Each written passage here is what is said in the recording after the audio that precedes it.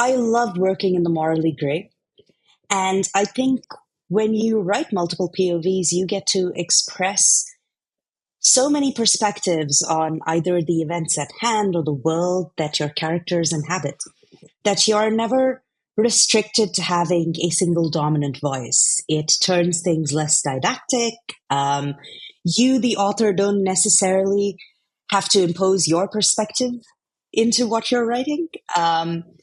And to me, it's actually quite liberating because, no two people agree on anything.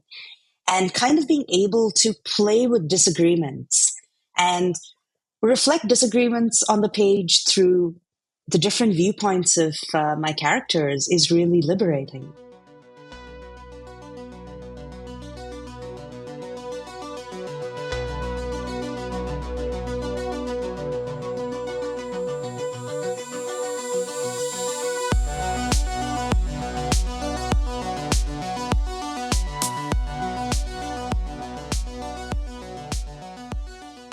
What is up, everybody? You're listening to episode 131 of SFF Addicts. I'm your host, Adrian M. Gibson, and welcome to your weekly dive into the world of science fiction, fantasy, and writing craft. MJ's out again this week, but we love you, MJ, and we hope you're doing well. And if you want to support that wonderful human being, you can go pick up her debut novel, Among Thieves, and its sequel, Thick Ass Thieves. If you want just a double dose of hatchets and heists and all kinds of just harrowing adventures, it's a great time, and it's a complete duology, so you can be assured that you pick up book one and the duology is there for you to complete and be satisfied and not have to wait like other series out there in fantasy. And if you want to support me and my work, you can pick up Mushroom Blues, my debut novel. If you want just a bunch of weird fungal mystery, police procedural with very dark world and morally gray characters. As well, a quick note for everyone out there listening or watching, the official SFF Addicts Patreon and merch store are live, so check the links in the description to support what we do here. Also, don't forget to rate and review the podcast on your favorite podcast app, and subscribe to the FanFiAddict YouTube channel where this and every other episode of the show is available in full video. And now joining us once again is the lovely Lavanya Lakshminarayan, author of The 10% Thief and the newly released Interstellar Mega Chef. Welcome back, Lavanya. How are you? Thank you so much for having me back, Adrian. I'm great. How are you? Doing lovely. Thank you. And a heads up, this is part 2 of our 2-part chat with Lavanya, so I recommend checking out part 1 to get to know her better. Today, though, we're having a bit of an identity crisis, or rather learning how to prevent one as we dive into effectively writing multiple POVs. So to kick things off, I just want to get your take. Why are multiple POVs an effective storytelling mechanism, at least for you as an author? For me personally, I love working in the morally gray. And I think when you write multiple POVs, you get to express so many perspectives on either the events at hand or the world that your characters inhabit, that you're never restricted to having a single dominant voice. It turns things less didactic. You, the author, don't necessarily have to impose your perspective into what you're writing. And to me, it's actually quite liberating because, no two people agree on anything. And kind of being able to play with disagreements and reflect disagreements on the page through the different viewpoints of my characters is really liberating. And that's why I love dabbling in multiple POVs. I think liberating is a good way to put it, because, yeah, a lot of people don't think, I don't think they would necessarily view it as that, because, I've written like my debut novels, just a single point of view, but the book I'm writing now is multiple points of view, and I'm like, hell yes, like you just get to see different sides of people, different sides of the setting, and just play around with things, and there is a lot more creative liberty in that sense. Or like, I need someone to be in this place, but like this person doesn't make sense for them to be there, so we can put this other person there and it all works out.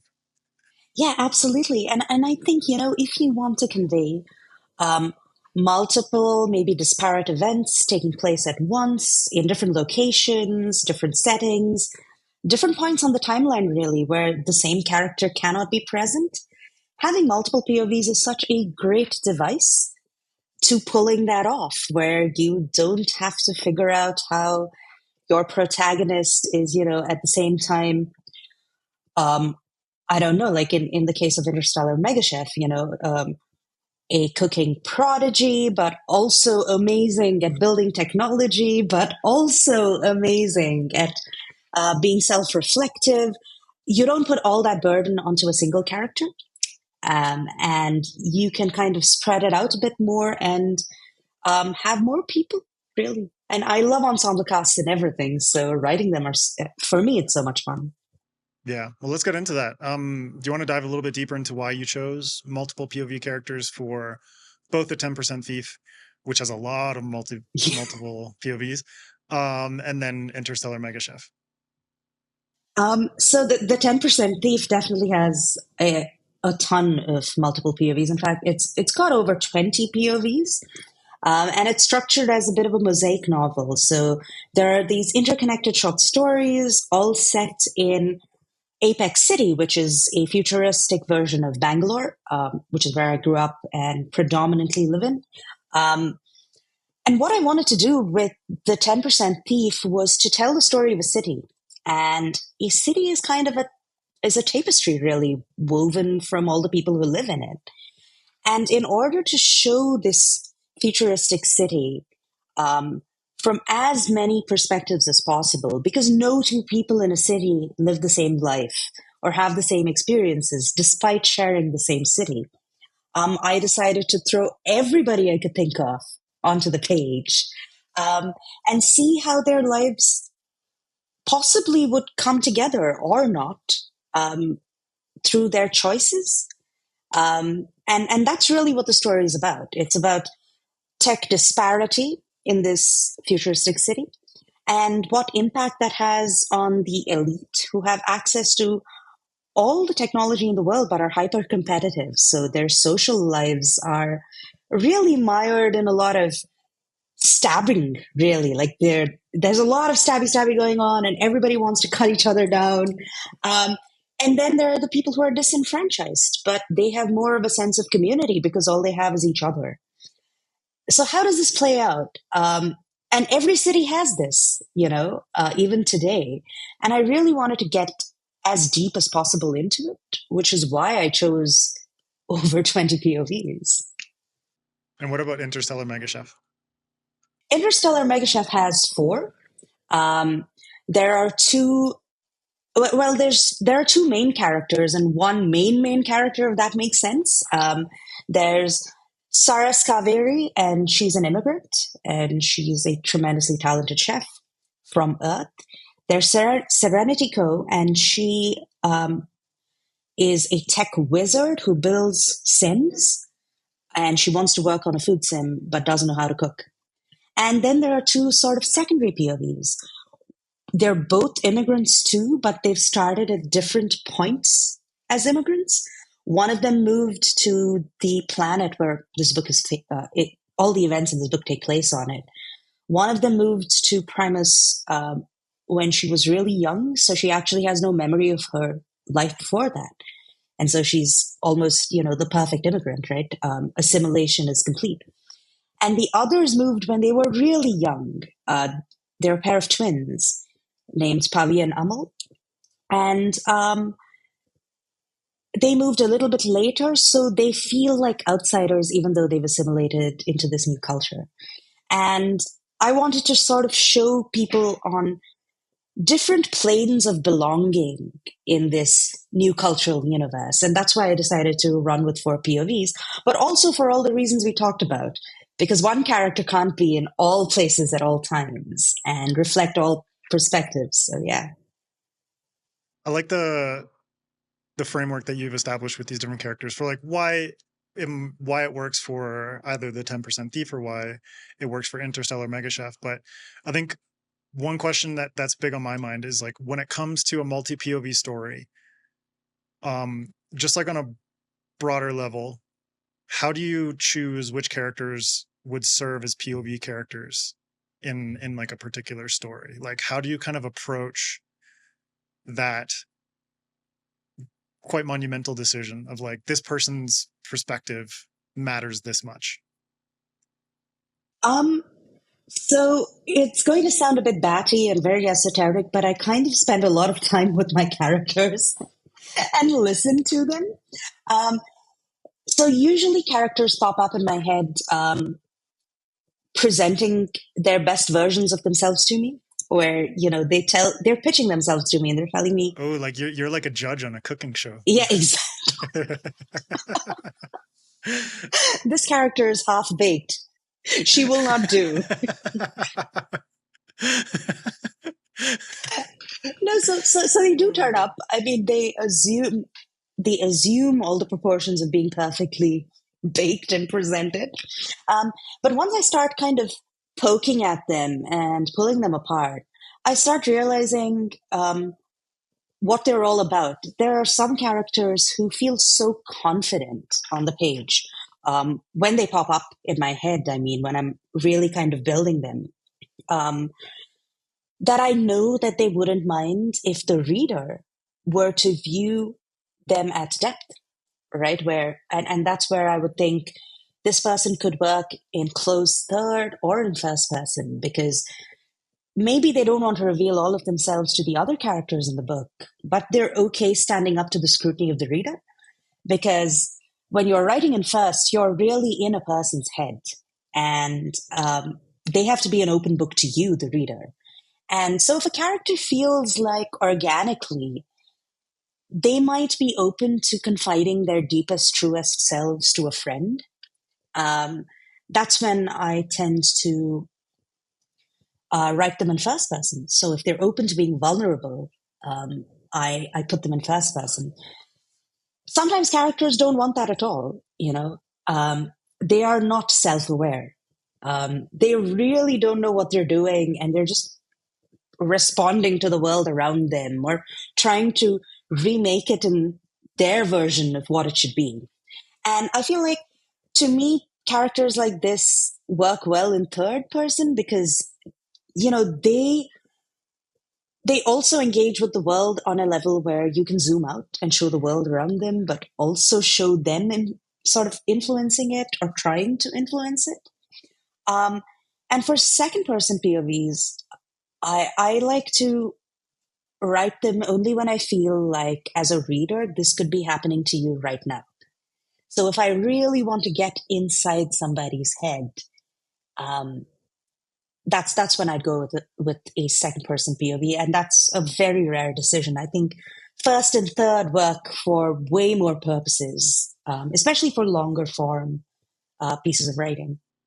Yeah, I completely agree. And how does that play into kind of like, because when you read something like Interstellar Mega Chef and you read Cyrus is in first person and Serenity Co is in third person, for instance, for some reason, like first person tends to feel more like, okay, this is the main character. And you mentioned that word main before. Whereas that's kind of like the star of the show kind of thing. What do you think is there about like the distinction we readers have about like first person in comparison to third person, or how these different kinds of perspectives and tenses kind of play into our subconscious psychology when reading? Um, for me, when I'm writing and when I'm writing somebody in first, they immediately stand out to me as somebody whose story is so fascinating that they're capable of telling it to you over pages and pages and pages. And, as a writer, I mean, writers get bored too, right? Like, we need our characters to sort of sing and to jump off the page and grab us. And so when a character kind of does that, I think they belong in first person somewhere, which isn't to say that characters in third person don't do that. But if you have both coexisting in the same book, I think that being naturally drawn to a character expressing themselves in first person has so much to do with being in their heads, viewing the world through their eyes, reacting in the very instant that they react to something live. They almost feel Um, like they've opened up a space within them for you to occupy, um, compared to being in third person, where I think there's more time to pause and reflect. There's time to step out of the character because you're not reading the word I and me and mine. You're reading she or he or they. And having a little bit of distance, I think, permits you to view a character more objectively.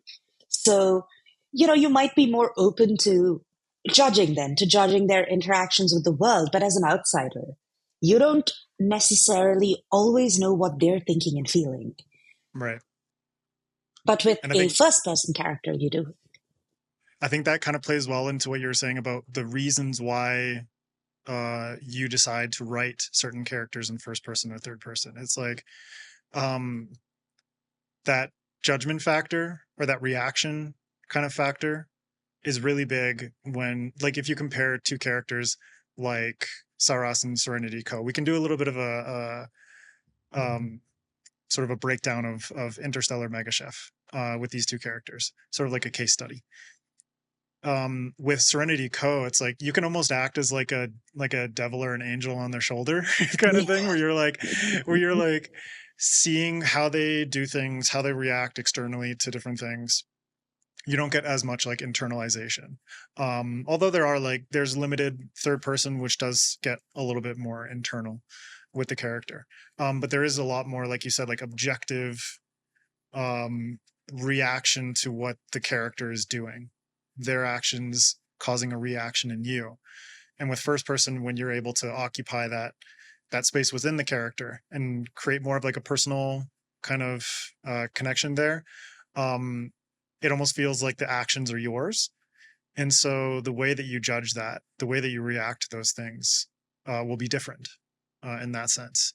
And I think one of the ways in which you can best convey what a character is doing, why they're doing these things, is voice. And so when it comes to different POVs in the same book, how do you develop a distinct voice for each of them?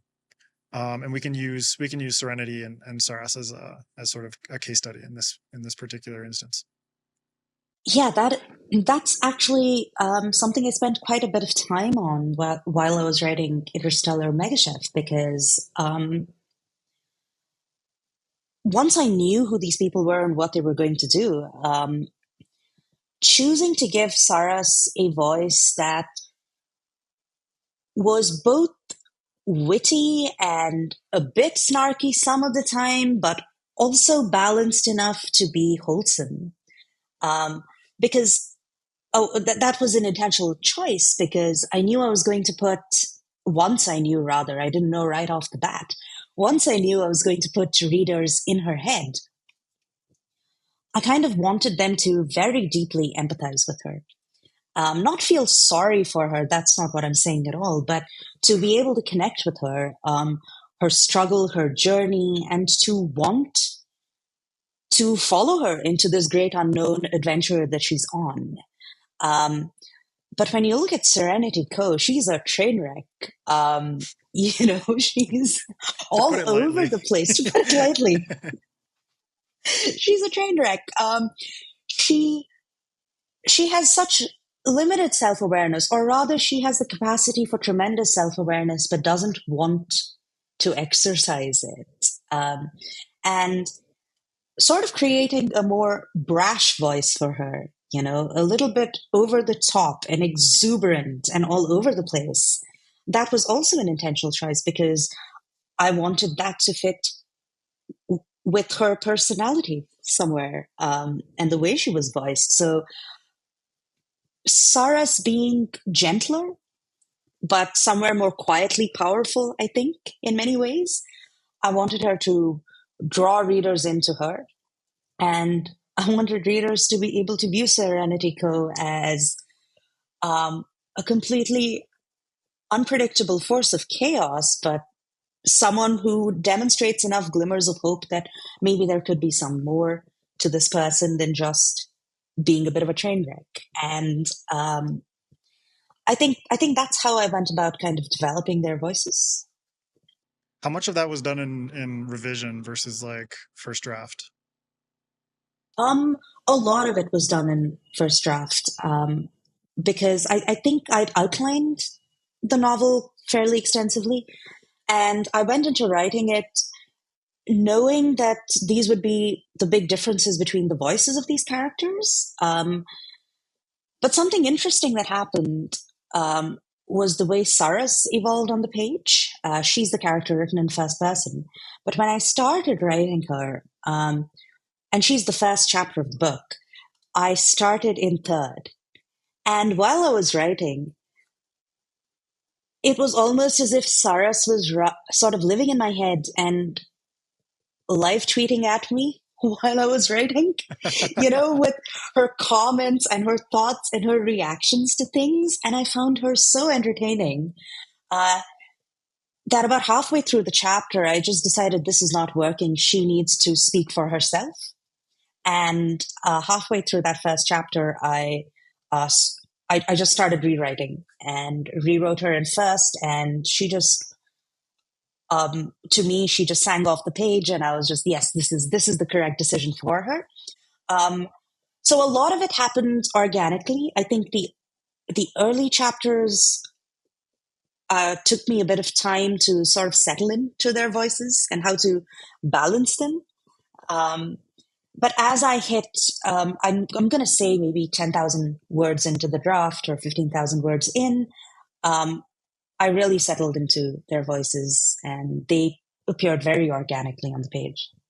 Yeah. I did the same thing for Mushroom Blues with Oh, really? like my main character was in third person and I was like, this isn't working. And then I switched to first and it was just like, oh yes. Like Isn't it brilliant? It just yeah, feels yeah, like it fits, right? yeah. So it is always worth, like I always encourage people to experiment with those kinds of things. If it's not clicking perfectly with you, just mess around with it. Like Yeah. there's no consequence to rewriting a chapter in a different perspective and seeing how it goes, or different tense. Like you can play around with that stuff until you find the one that really like vibes with you and vibes with the story and what the character is saying, and then you can just kind of like roll with it organically after that. Yeah, absolutely. I think so much of the process of writing, and especially when it comes to things like voice and POV, because these are all so interconnected, it's really difficult to split them apart. Um, the coolest way to get there is to really experiment because things could happen on the page and they'll surprise you and suddenly you'll be in flow. So I love that you did it too. Yeah, it's always worth it just to experiment. Always. And when it comes to different POV characters, not only having like kind of a distinct voice and personality for each, but kind of writing them such that readers are kind of like better set up to connect with each of the POV characters, even if they have like conflicting goals or personalities and what have you. It's like there are some books where people will say like, I love this character.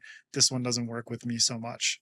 So how do you kind of how could you maybe try and manage a better balance of like likability or connection through different POVs? Um, I kind of do the best that I can for the story, I think. Um, because obviously I have tremendous love and respect for readers everywhere, but there's no way I can guarantee that somebody's going to like a character. I mean, I might find them likable, um, but they might completely annoy readers. And so there's no predicting it. So I look at the story that I'm trying to tell and the world that these characters inhabit, and I try and do the best I can for them, I think. So with Serenity Co., um, she can be dislikable, but to me, she's a bit of a lovable asshole, right? Like she's a total diva. And I, when I was writing her, she was constantly entertaining to me.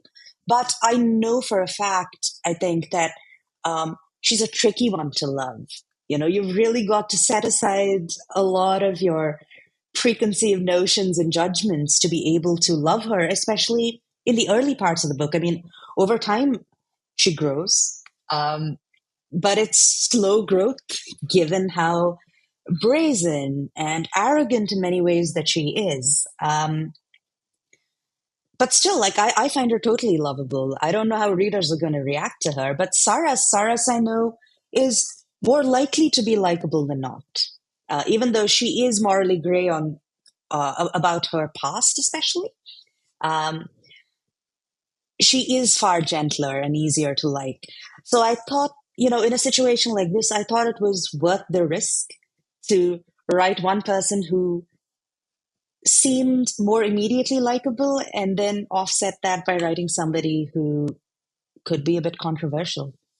Yeah.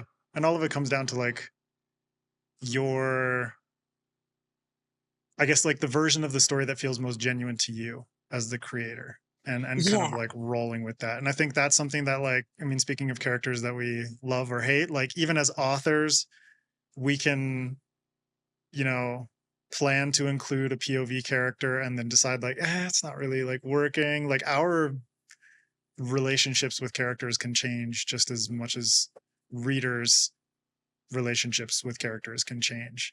And so for like, I wanted to ask if you've had any experiences where you've had a POV character who you're like, this really isn't working. I'm just gonna like cut you out of the story completely or sideline you to like a smaller role, or the opposite when you realize like, oh shit, this character is too good and they need their story told.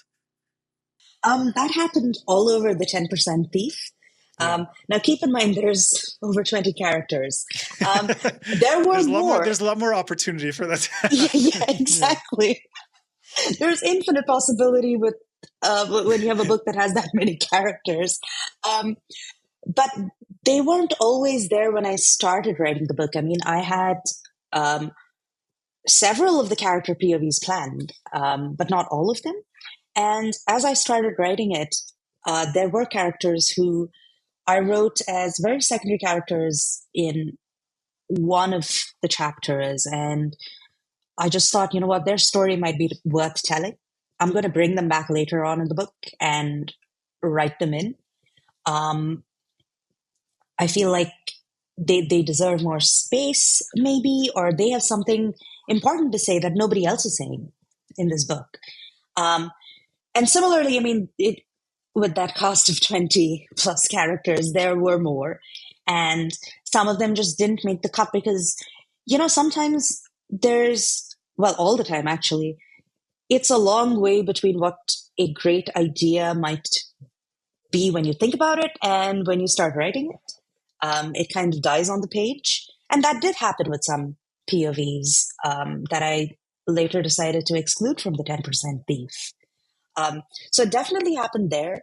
I think in Interstellar Mega Chef, it's just got 4 POVs. And, well, one doubles up because it's a POV, but it's from 2 characters and they're twins. So technically 5, yeah, cheating. um, um, but I think in Mega Chef it was easier because I told myself that 20 was bananas and I needed to kind of cut things down. Um, and so once I decided the POVs, it took me a bit of time to figure out that these would be my voices for the story. Because there's a ton of other characters in the book who could have been POV characters as well, but I felt like these 4 added the right set of dimensions that I wanted to address and talk about in the book. And they were the ones. Oh, sorry. Go on. Go ahead. Oh no, and they were the ones who could do things that nobody else could do. Yeah. And how does that go on to like influence the structure of the story that you want to tell? Because it's like you have these POV characters, and like you're saying, it's like they have the perspectives that will kind of explore the different dimensions that you want to explore in this particular story. But then how does that go on to affect the structure of the overall plot of a book? I think it can work in so many different ways. If you look at a really popular, relatable example that everyone is likely to be familiar with, and you look at something like Game of Thrones, you see this multi-dimensional approach to the pursuit of power, really. Um, spanning the completely evil to the generally morally gray to the sort of innocence lost. Um, and each of these characters, sometimes they overlap in the same place. So a lot of the time they're in different spaces, completely different parts of Westeros, um, doing things and engaging in skullduggery and assassinations and all of that stuff that only they can do. But what you end up with is this really zoomed out, enormous picture of everybody stabbing each other to gain power. And I think that's a really effective way to do it. Um, so, you know, in something like Interstellar Megachef, all of it happens on the same planet, but it happens, events happen that have different impacts depending on which space on that planet you occupy. So what's happening plays out differently if you're already a citizen of that planet and you've lived there forever. It has a different impact if you're in government, and one of my characters is in government. It has events have a different impact if you're established chefs are already in the food industry because they're developing a new type of food in this book. Um, so my twins work in the food industry. They're very successful chefs. And things work out differently when you're a complete outsider like Saras is. And so to convey these different layers of how a simple thing like inventing a new food can affect so many walks of life, um, I think that's where it's most useful in a book like this. No, I completely agree. But I think one of the difficult things is like, yes, it's very effective for conveying different sides of a place, conveying different perspectives.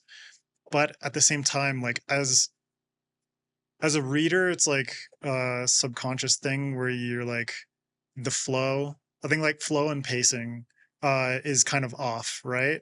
And as a writer, it's very difficult to decide like how to choose. Okay, this is the best time to switch POV. If you have multiple POVs, it's like whose POV do I switch to next?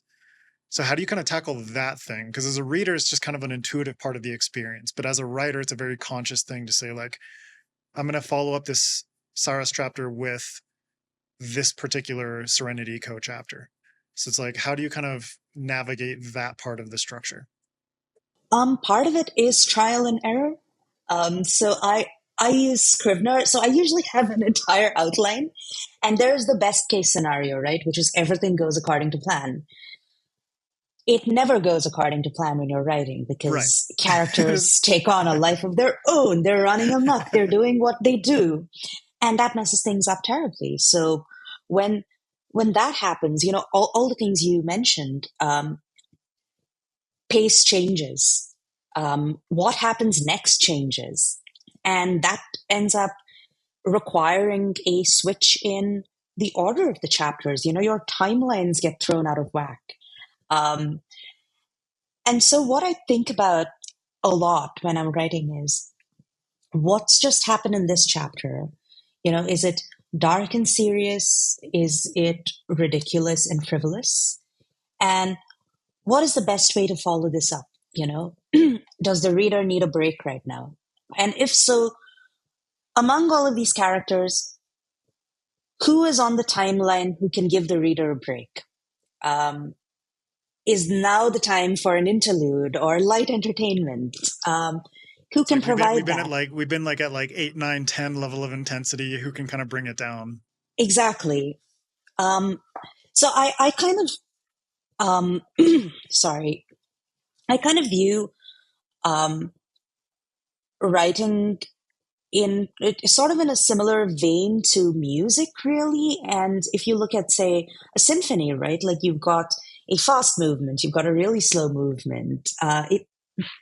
The experience of listening really plays with tempo and pace and your mood so much.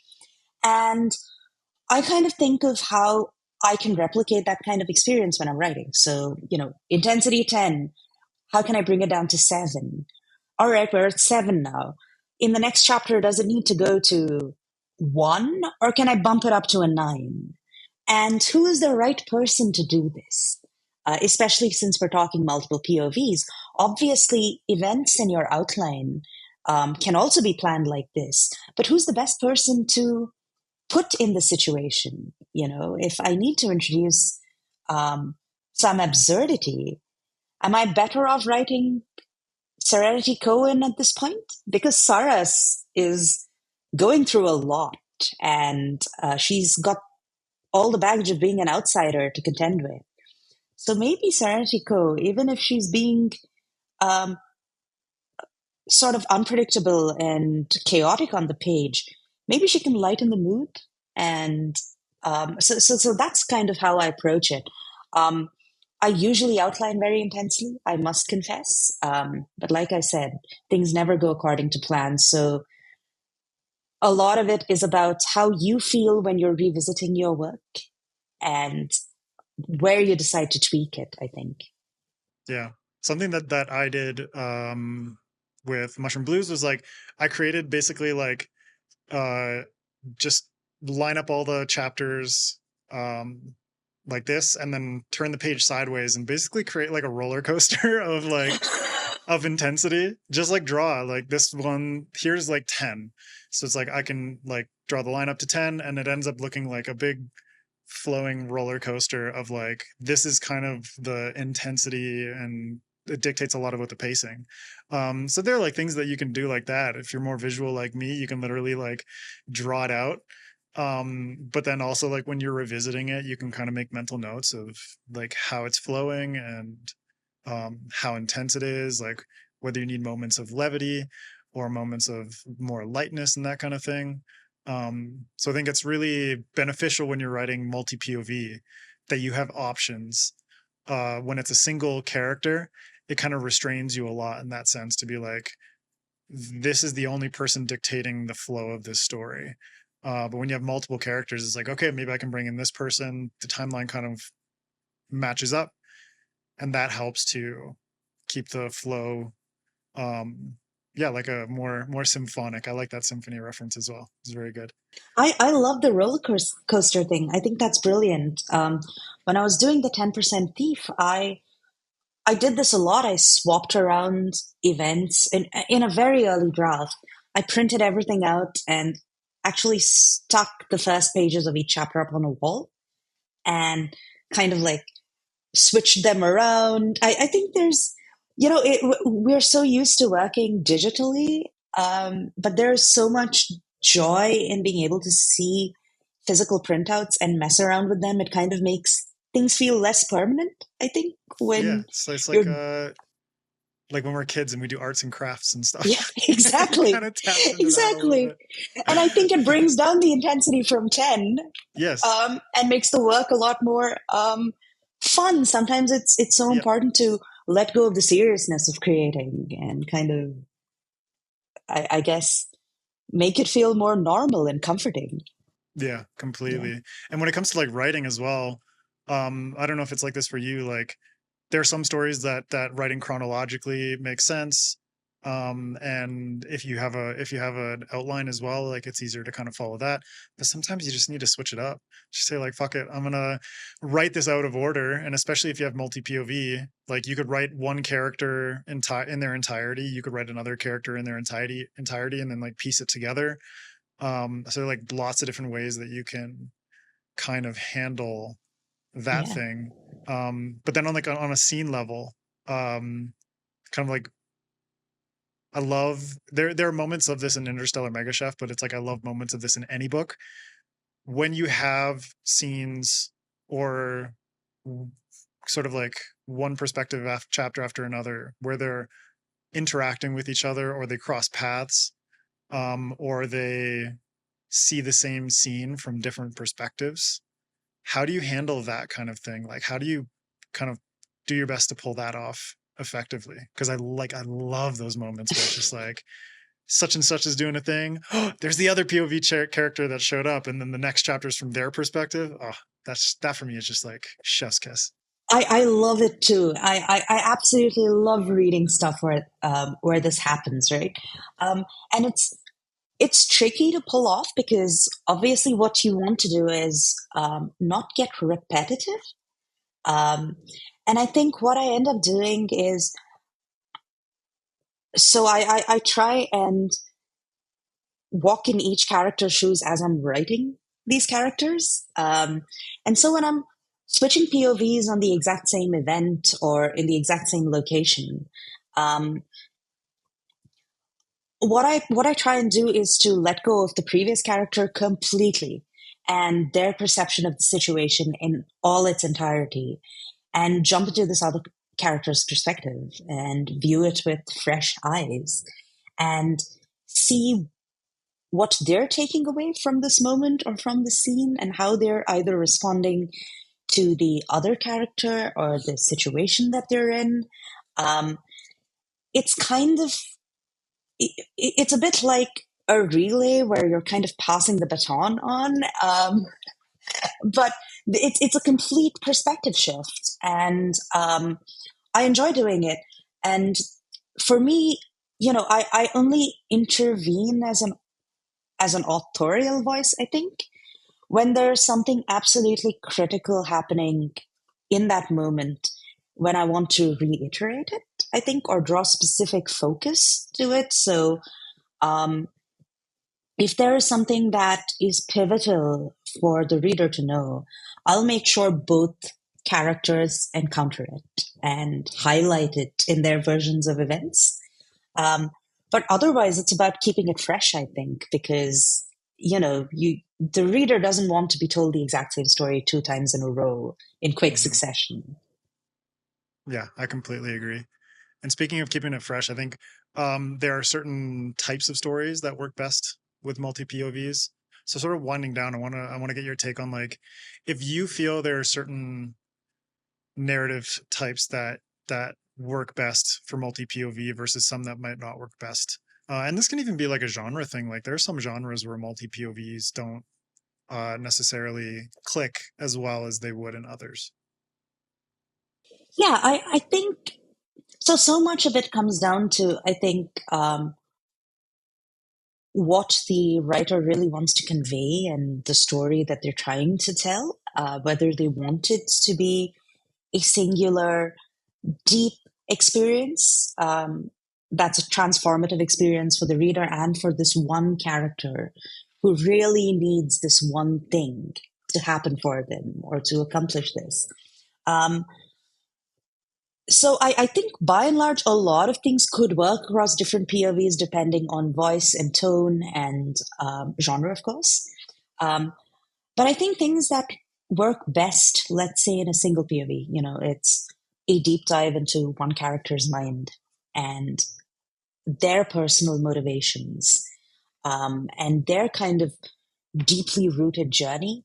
I think of books like The Remains of the Day, for example, which is beautiful. It's in first person, um, as a single POV, and I love how deeply we get to view this person from the inside out, and sort of also view their own uncertainties about themselves. I think memoir in first person, forms this deeper connection with the person who's telling the story. I think, and again, that is a single person POV. I think I think it's really effective a lot of the time in literary fiction, because you're really getting into the nitty gritty of a lot of the time everyday life and the way everyday life molds and shapes a person, possibly over decades. Um, but I think when you're writing about, relentless quest for power, for example, to go back to the ever popular Game of Thrones, um, if that book had been written with a single POV, that would just be one horrible person being horrible, doing horrible things to the rest of the universe, right? Instead, we get dozens, and they're all motivated by different things and different experiences and influences and grudges. So I think, especially if you're writing something that is ethically dubious, I think, right? Which is kill everyone that stands in my way on my quest for power, as an example, as a really over the top example. It makes sense to show why all that killing is potentially worth it to these people as opposed to a single person. Um, but on the flip side, if you really did want to write about a descent into darkness, that book could work too with a single POV. It would be Right. really dark. But it's kind of a different type of story. It's like Yeah. one person's descent into darkness versus multiple people's sort of like paths towards positions of power and that kind of thing. Yeah. Like they kind of, yeah, like I think even like theme in this case can determine the effectiveness of multi-POV. Yeah. You know, it's like if it's like a Philip K. Dick, like this person's like literally losing their mind and their grip on reality, Yeah. then a single POV does really work, you know? Absolutely. But if it's like an entire society losing grips on reality, then multi-POV works much, much better. Yeah. So. And yeah, absolutely what you said. I think if you really want to go very, very internal, I think a single POV is fantastic for that. But if you want to kind of cast the net wide and reflect a lot of different aspects of a certain thing or a certain experience, multi POV can be a really good friend to you for that. I completely agree. Yeah. And like in the case of Mushroom Blues, it's like that's a single POV for book 1, but then book 2, I'm going to make it multi POV. So it's like you can even like open things up Yeah. in sequels. It's like it doesn't have to be like book 1 dictates everything about the entire series, right? It's like you can continue to develop and add to it depending on what necessities the story requires, you know? And so it's like opening up in the sequel with multiple POVs actually helps a lot more to tell the kind of story that is going on like a broader level. I love that. And I think that's really cool because I feel like there are no rules when it really comes to creating a book or creating a series, and broadening a POV or your approach to POVs can kind of draw a reader into your first book, hold them with this one character, and then kind of throw them into the deep end. But it's less of flinging them in; it's a gentle nudge because they already know this world. Yeah, a little kick on the butt. Yeah, exactly. A little bit of gentle encouragement. Yeah, gentle in quotes. Oh man. All right, well we'll wrap this up there. I think there are no rules is a good way to approach this. You can just experiment the shit out of your stories and see what comes out of it, because that's where like most of the fun of writing comes from anyways. Absolutely. That's the fun bit. Yeah. Experimenting until you find the notes that are resonating most with you and your story. Yeah. All right, well, that is our two-parter with Lavanya. Thank you so much for chatting multi-POV with us, or with me. Thank you so much. Oh, thank you so much for having me, Adrian. This has been lovely. Absolute pleasure. As well, for anyone who contributes to our Patreon at $5 or more each month, you can go check out an exclusive reading by Lavanya from Interstellar Mega Chef, which is out now. So go get yourselves a copy. Lavanya, where can folks find you online?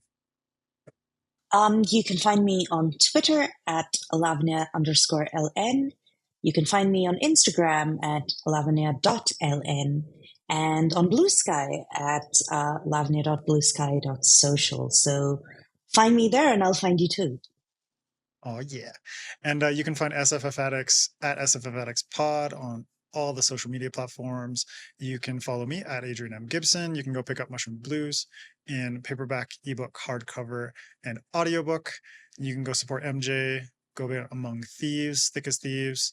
If you want to experiment with writing, you can get MJ's Ultimate Story Bible to, it's like a writing journal kind of thing where you can experiment and plan out your stories. So you can go support her and her cat, because her cat is too skinny and needs some food. So support the Thorin Food Fund. For now, keep reading, keep imagining, and we'll see you next time on SFF Addicts.